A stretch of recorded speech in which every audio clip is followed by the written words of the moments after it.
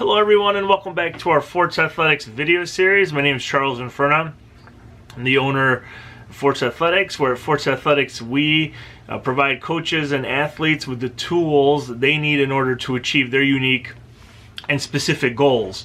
And I just wanted to recap our Forza Athletics 2019 season here in this video. It's kind of like a wrap up of, or a culmination rather, of everything that the kids obviously have accomplished. It's great being a coach and going and experiencing the same opportunities, or experiencing these great opportunities, and meets and traveling with the kids and just watching them really grow and develop from, well, I'll talk about it here in a second, but it's Sunday, December 29th, so the year's pretty much over for 2019.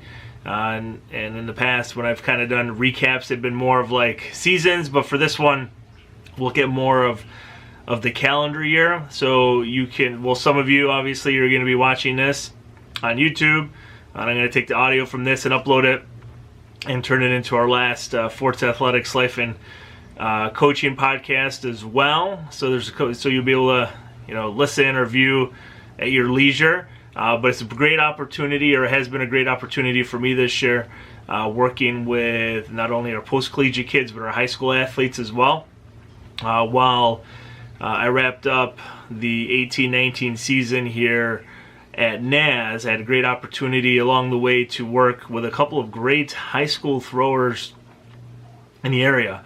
One, a young man who traveled from Buffalo pretty much every Sunday from like January until, I want to say close to March, April-ish. Will Gross, who is actually now a thrower at Akron. So he was able to earn a partial throwing scholarship, academic scholarship. He is going to school to be, I forget what type of engineer he wants to be, but I guess there were only like 24 or 25 schools in the country that had that particular program. So for him, going to Akron, it's going to be a great opportunity, and he's already done well so far. And it's really cool that out of the blue, every once in a while, we get random text messages from kids, and Will was one of those athletes. I call them kids. I don't know. I'm going to be 38, so I guess they're really all kids to me for the most part. But out of the blue, a couple months ago, and it's just nice to be able to engage and interact and keep the conversations going after they leave your coop, or they leave the nest, if you will. But Will was one of, I think he's like the 5th or 6th thrower in New York State history for boys to throw shot 50 feet and the weight 70 feet over the course of the same season. Will actually did it in the same meet. And their state qualifiers for Section 6 Catholic schools, like Federation. So he did it in the same meet, which is really cool. Last year, Drew Palermo did the same thing, not in the same meet, but he threw 70 feet in the weight and also 50 feet in the shot put as well. So the last 2 seasons, we've had two male high school throwers from New York reach this really unique club, or join this really unique club. So that's been pretty cool. Will was a state champion in the men's weight also. So that was cool that we were able to coach and help and work with Will, and turn into a state champion. Also, another high school athlete that we work with Monique Hardy. Monique ended up winning pretty much every meet she competed in. There were a couple bumps along the way, which is going to happen from time to time. But let's see. Monique was the county sectional state qualifier, New York State champion in the women's weight throw. She won New Balance Indoor Nationals, which is pretty cool. Set a PR, or threw a personal best in the weight at that meet, and ranks number 6 all time for high school girls, which is amazing because another athlete that's right above her is actually from New York. So Monique threw 64 feet and change the weight, which is ridiculous for a junior, which she was last year. And the state record is 66 feet and a little bit. Jill Shippey, who actually set the record a couple years ago, Monique was a freshman, is throwing at North Carolina right now, rather, excuse me. So Monique has a great opportunity to, continue moving up the New York State list. Well, there's only one other person above her, and continue working up the Nationals list as well. Also had a fantastic outdoor season with the hammer, throwing 56 and change meters, which is great. So it's another personal best for her. So over the course of the last 3 years that we've worked with Monique, well, Lewis and I, Lewis more, I guess he would be the lead coach for the last couple seasons, watching the kids progress as you come to practice every single day and you don't really notice all the time the little little daily intricacies and how the kids get better. But over the course of a whole season, I know I'm talking with my hands, I don't know if you can see that, there you go. But over the course of a whole season, you get to really watch them grow and develop into not only really good throwers, but mentally strong throwers as well. There were a couple, like I said, there was a couple bumps in the road for both Will and Monique along the way that may have otherwise derailed really great indoor seasons. Will lost a meet in Buffalo. He actually threw like 65 or 66 feet, which is still fantastic, which is still phenomenal. He has the Section 6 record in the men's weight throw. But he lost by, let's say, like a couple of inches, and the person who beat him PR'd out of their mind. So they PR'd by I think 3 or 4 feet, so about a meter. Will threw about a meter under his best at that time because he opened up the season at like 68 feet.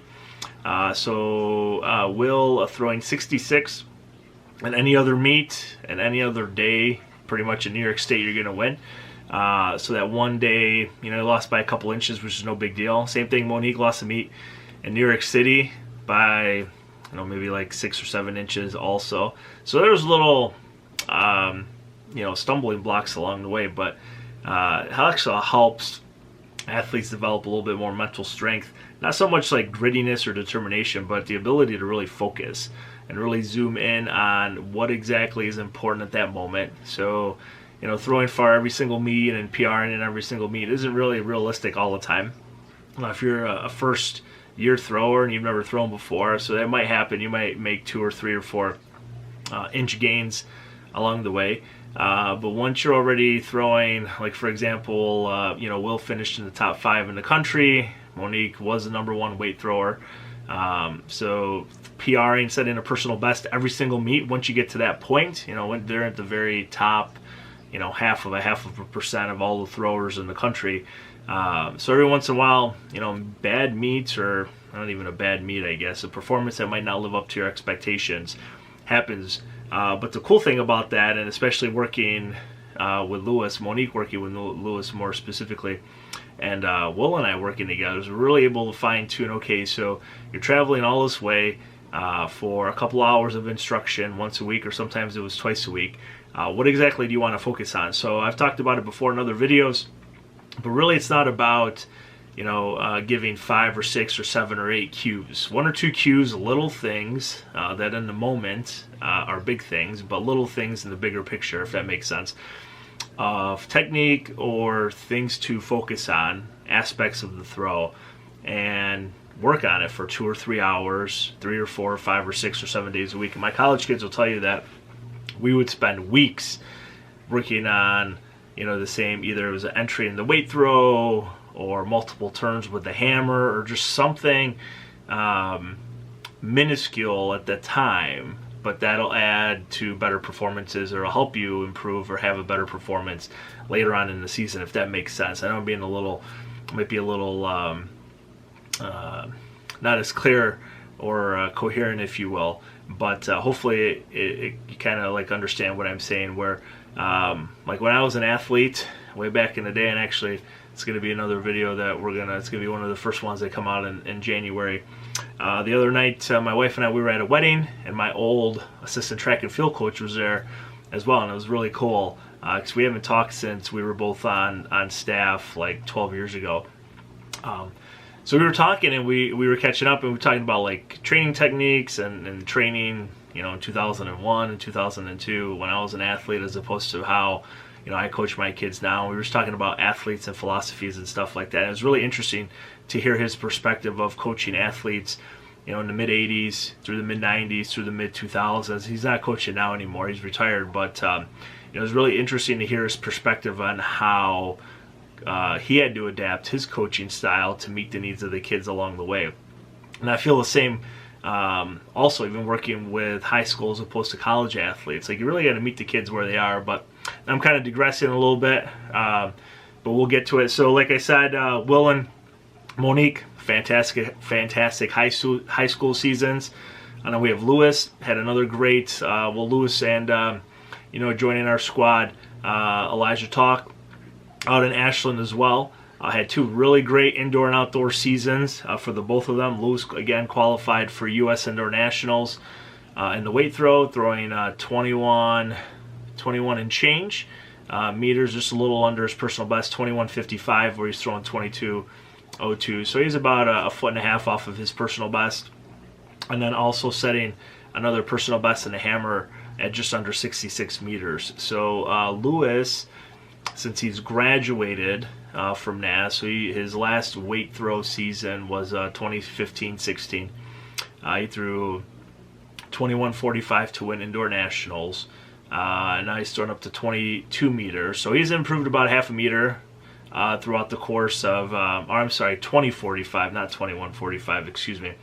So Lewis has improved by about a meter and a half the last 3 seasons. And the same thing, like he's already one of those top level athletes where there's only 15, 20 guys that qualify in the weight throw every year, and he's been one of them the last 3 years, 17, 18, 19. And then in the hammer as well, so he graduated with a hammer PR of 59 meters, so over the last couple seasons, moved to Ashland, he's up to almost 66 meters. So he's put on about 6 meters, over 6 meters actually, since he's been graduated. So it's really cool, like I said, like watching the growth and development of the kids. I started working with Lewis when he was 18, back in the 2012-13 season. It's been a long time. Elijah continues to improve in the shot put, both indoor and outdoor. So it's great that they have the opportunity to train together in Ashland. They both help out with Judd on staff there. Lewis working, hammer weight throwers, Elijah shot put, indoor and outdoor, and discus as well, so he gets to spend some time with the kids. But it's been really cool for me, for my experiences, to watch the kids grow and develop over the course of the season. The last couple of years we've had kids that have gone D1, so helping them not only, I guess, more like life skills. I mean, it's a lot of what my emphasis, or what I've emphasized at practice, is more of like, okay, so how do you overcome whatever adversity you're facing in throwing? How can you apply those skills to life, which I think is more important. But a couple years ago we had Drew go to an Ivy League school. He's going to Dartmouth. Will's at Akron, so he's D1 also in the MAC. Monique signed with LSU, which is awesome, so she's going to go D1 as well. So it's great. It's been a great team. We've had a great stable of throwers that we worked with through Forza Athletics. I know Lewis is doing a really great job out in Ashland, also working with high school kids that have never thrown the weight or the hammer before, that are competing really well in their local and regional meets also. But I just wanted to say thank you to everybody who's commented on a video, watched a video, liked something, shared something, downloaded something. Really appreciate it.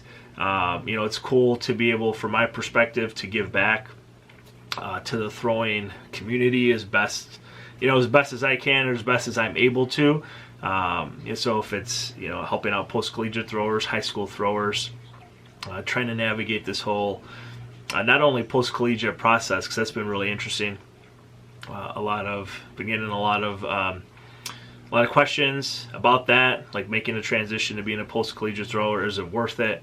But Judd sent out a great tweet a couple years ago, directed mostly at me, where if you don't plan on hitting a standard, get a job, right?